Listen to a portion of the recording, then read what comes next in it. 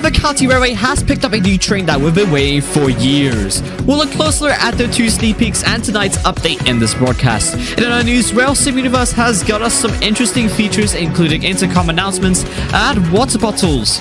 And we will find out how Victoria Line is going and whether or not they will add older stocks. This will feature along with station cleanups and something automating. That's what's coming up on tonight's RTN.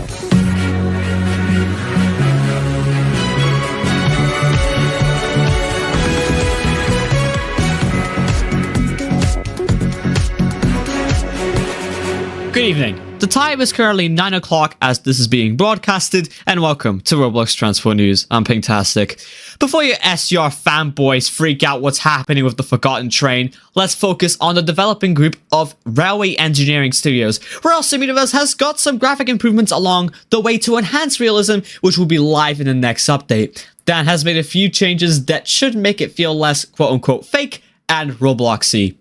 Another addition to the realism is some water bottles. You do need some H2O in a breathtaking Roblox train game like this. Finally, the most important feature of them all has just came out this morning. Intercom announcements. This was made possible by one of the developers, Durio, for recording these voice sounds. This station stop is Oriented Beach. Please gather your belongings and watch your step. Linked to this, there are planned future features such as multiple sound profiles with different voices, build a train customization of sound profiles on your train, conduct triggerable announcements, ability to control the volume, and return service departure announcements. That's a lot coming from Rail Sim Universe. SCR has done something crazy that we've been honestly been waiting for years. Literally, this new train was waiting longer than when I've joined in May 2019. So here's the moment you've all been waiting for. The Class 365 finally came to SCR. The first sign comes from the sneak peek on Sunday with a mysterious cab, except that it's not when the speed indicator shows a 100mph speed limit. And this cab is definitely a networker. The 465 has a limit on 75, so this was the first sign of the Class 365. And the big reveal happened on Wednesday, showing the 365 from the outside at Faymere with fellow TJ driving the train. This fully confirms a new Class 365 in the next update, which already happened a couple of hours ago. At the time of recording this, TJ has not put a patch note on the Discord server, so I made my own. This is version 1.10.12.104.12.551. They've updated the game with the following upgrades: a new Class 365 added to Stepford Connect, and the 465 being deleted in the game. Now, I would have loved a bit of Class 357 and 170 bond, but in this case, they didn't want the Class 465 anymore, so they vanished it away. Kinda sucks because it was nostalgic for being the worst train in the game. Now that role was taken as punishment. Oh yeah, and the following bug fixes. Nothing. Anyways, that concludes the update of version 1.10.12.104.12.551. On Monday, Vectors posted a British Railway preview showing a new livery on the Class 220, which is another variant of the Virgin livery, or shall I say, the Virgo in this case. Rest in peace, Virgin trains. This picture was taken at Mill Bridge, which shows nothing new.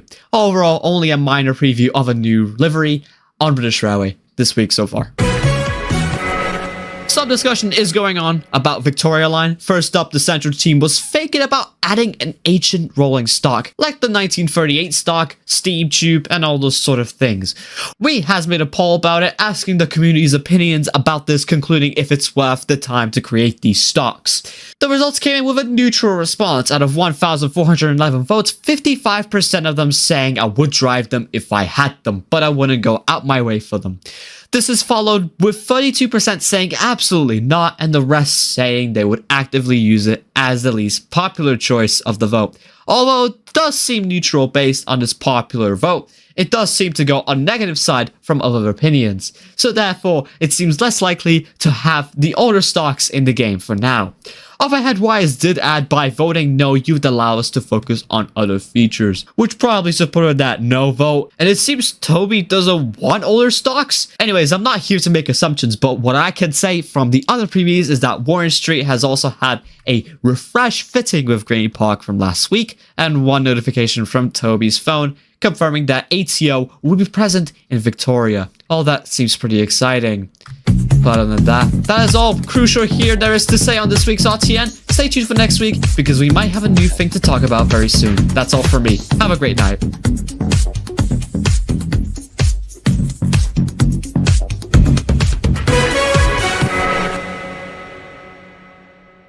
Also, thanks SCR for using my photo with